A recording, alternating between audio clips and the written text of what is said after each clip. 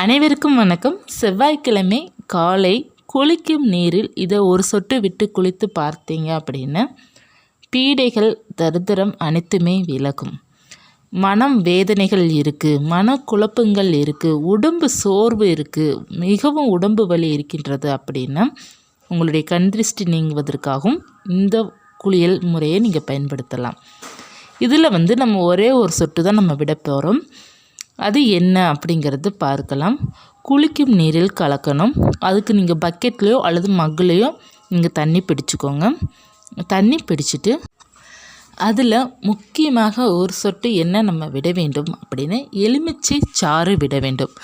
அதாவது லெமனில் பார்த்தீங்க அப்படின்னா கண் திருஷ்டி நீங்கும் தன்மை அதற்கு இருக்கின்றது. நெகட்டிவிட்டியை ரிமூவ் பண்ணுற சக்தியும் அதுக்கு இருக்கின்றது. அதனால் நம்ம உடம்புல அதிகமாக உடல் சோர்வு கண் திருஷ்டியால் நமக்கு ரொம்ப உடம்பு வலிக்கிற மாதிரி இருக்கும் பார்த்திங்களா, அந்த மாதிரி இருப்பவர்கள் மனசில் நெகட்டிவ் எண்ணங்கள் அதிகமாக ஓடிட்டுருக்கு, எப்போ பார்த்தாலும் நமக்கு தேவையே இல்லாத எண்ணங்கள் வருகின்றது, அப்படி இருப்பவர்கள் வராகி பக்தர்கள் அனைவருமே இதை செய்து பாருங்கள். செவ்வாய்க்கிழமை எல்லாருமே பார்த்திங்கன்னா காலை பூஜை செய்வீங்க, விளக்கேற்றுற பழக்கம் நிறைய பேற்றுக்கு இருக்கும். அந்த நேரம் குளிக்கும் நீரில் கொஞ்சம் ஒரு சொட்டு மட்டும் விட்டால் கூட போதும். பக்கெட்டில் விட்டு குளித்து பாருங்கள், உங்களுக்கு நல்ல ரிசல்ட்டு கொடுக்கும். ஒரு ஸ்பூன் அளவு கூட நம்ம லெமன் சாறு அதில் விடலாம், எந்த பிரச்சனையும் இல்லை. நல்லா உங்களுக்கு பாசிட்டிவிட்டி கொடுக்கும். ட்ரை பண்ணி பாருங்கள். வாரம் ஒரு முறை இதை ட்ரை பண்ணி பாருங்கள். உங்களால் நல்ல ஒரு பாசிட்டிவ் வைப் உங்களுக்கு உணர முடியும். அது மட்டும் இல்லை, இந்த எலுமிச்சை பழம் அப்படிங்கிறது அதீத சக்தி கொண்டது. ராஜக்கனி கூட நம்ம சொல்லுவோம். அந்த கனியில் நெகட்டிவிட்டி ரிமூவ் பண்ணுற சக்தி இருப்பதனால் இதை நம்ம என்ன செய்ய வேண்டும் அப்படின்னா செவ்வாய் வெள்ளி ஏதாவது ஒரு டே நீங்கள் அதை இரண்டாக கட் பண்ணிவிட்டு ஒரு இதில் மஞ்சளும் இன்னொரு இதில் குங்குமமும் நிலைவாசலில் வைக்க வேண்டும். எல்லோருக்குமே பார்த்தீங்கன்னா பொதுவாக கண் திருஷ்டி விலகத்தான் செய்யும். ஒரு சில பேர் அக்கம் பக்கத்தினர் இருப்பவர்களுக்கு நல்லா வாழ்ந்தாங்களே பிடிக்காமல் போயிடும். ஸோ அதனால் எல்லாருக்குமே கண் திருஷ்டி விலகத்தான் செய்யும். அதனால் நீங்கள் அந்த எலுமிச்சை பழம் இருக்குது பார்த்திங்களா, அதை நீங்கள் நிலைவாசலில் வைக்கிறது உங்களுக்கு நல்ல பலன் கொடுக்கும். இருக்கிறவங்க யாருக்குமே பாதிக்காமல் இருக்கும், நெகட்டிவிட்டி பாதிக்காமல் இருக்கும். முக்கியமாக தலைவன் அதாவது சம்பாதிக்கிறவங்களுக்கு பார்த்தீங்க அப்படின்னா நெகட்டிவிட்டிஸ் ஃபார்ம் ஆகாமல் இருக்கணும் உங்களுக்கு அப்படின்னா இது நம்ம நிச்சயமாக நிலைவாசலில் எலுமிச்சங்கண்ணியில் மஞ்சள் குங்குமம் வைத்து தடவி நிலைவாசலில் வைக்கணும். அப்படி வைக்கிறது நமக்கு அவங்களுக்கு நல்ல பலன் கொடுக்கும். எப்போதுமே செவ்வாய்க்கிழமை அன்று நம்ம பூஜை செய்யும் போது அம்பாள் வழிபாடு செய்யும்போது எலுமிச்சை கனி இருக்குது பார்த்திங்க, அதை வைத்து வழிபாடு செய்யணும்.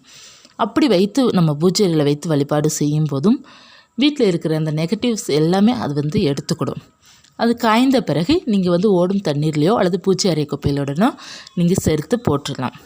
அதே மாதிரி உங்களுடைய வீட்டில் வண்டி வாகனங்கள் இருந்துச்சு அப்படின்னா சுவாமி படத்திற்கு முன்னாடி வைத்து அந்த எலுமிச்சங்கனியை அந்த பைக்கில் ஒரு ஓரமாகவோ கார்லேயோ நீங்கள் வைக்கிறதுனால நம்மளுடைய பைக்குக்கு எந்த ஒரு ஆபத்து வராமல் இருக்கும், விபத்துக்கள் நடக்காமல் இருக்கும்.